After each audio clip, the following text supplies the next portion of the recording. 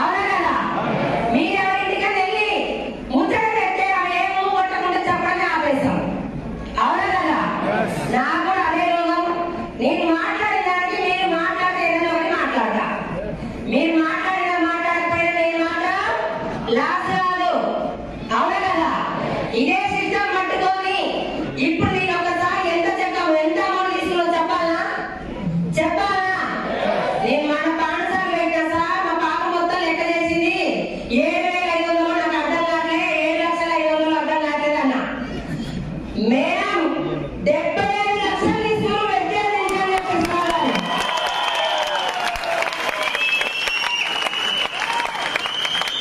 ఎంత మరి జీవితాంతం మీరు కానీ నేను కానీ సంపాదిస్తానా? ఒక్కసారి గుండె మీద చేసుకొని ఆలోచించండి. అవునా కదా? వచ్చినవా పోయినవా మీటింగ్లో కూర్చోడానికి వాటర్ ధూప్ అవుతుంది, వాష్రూమ్లో పోడు, వాట్సాప్ లో ఓపెన్ చేసి ఇవన్నీ చేసినా కూడా ఇక్కడ కూర్చున్నంత మాత్రం లక్ష్యాలు రావు. నాతో పాటు జాయిన్ అయ్యారు చాలా మంది. దీనికి ఏ రాకపోలేక 6 నెలలు 3 నెలలు చేసి వాడు ₹1 వస్తారని ఆగిపోయారు.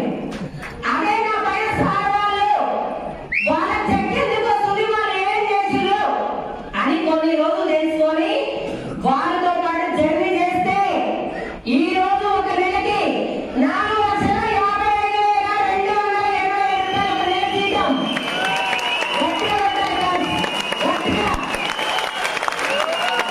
చదువు లేకుండా, పెట్టుబడి లేకుండా, వయసు లేకుండా మీరు ఎవరైనా 4 లక్షలు తీసుకుంటురా? సీఎం కూడా లేదంట వాళ్ళు చెప్తున్నారు చాలా మంది.